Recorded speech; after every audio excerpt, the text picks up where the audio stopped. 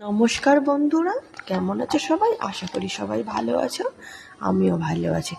চলে এলাম তোমাদের সামনে নতুন একটি রেসিপি নিয়ে। আজ আমি বানাবো ঠাকুমা দিদিমাদের আমলে এক ঐতিহ্যবাহী রেসিপি, বরবটি বাটা। এই পদটি পাতে থাকলে এক থালা ভাত ঝটপট উঠে যেত। খুব সহজ ও ঝটপট বানানো যায়। দেখো আমি কিভাবে বানাই, তাহলে চলে এসো। এখানে দেখো বরবটিগুলো ছোট ছোট করে আমি কেটে নিয়েছি, কেটে ভালো করে ধুয়ে নিয়েছি। তারপর গ্যাসটা জ্বালিয়ে একটা কড়াই বসিয়ে দিয়েছি।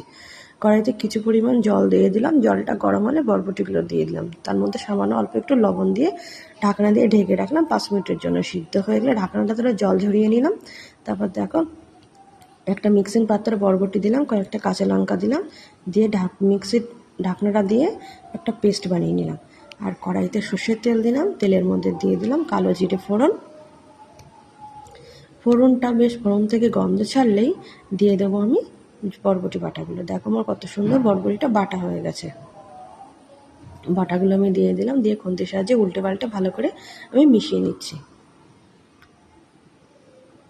এর মধ্যে দিয়ে দিলাম পরিমাণ মতো লবণ আর অল্প একটু হলুদ, দিয়ে ভালো করে আবারও মিশিয়ে নিতে হবে। আর সামান্য দিলাম চিনি, দিয়ে আবারও আমি ভালো করে মিশিয়ে নিচ্ছি।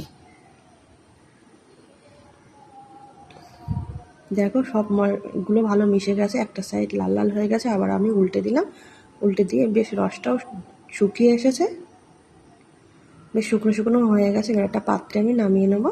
তৈরি হয়ে গেল আমার বরবটি বাটা। আমার রেসিপিটি ভালো লাগলে লাইক কমেন্ট শেয়ার অবশ্যই করে দেবে, আর আমার পাশে থেকো। আর আমার ভিডিওটি শেষ পর্যন্ত দেখার জন্য অনেক অনেক ধন্যবাদ। দেখা হবে অন্য কোনো ভিডিওতে। ভালো থাকো, সুস্থ থেকো। টাটা বন্ধুরা।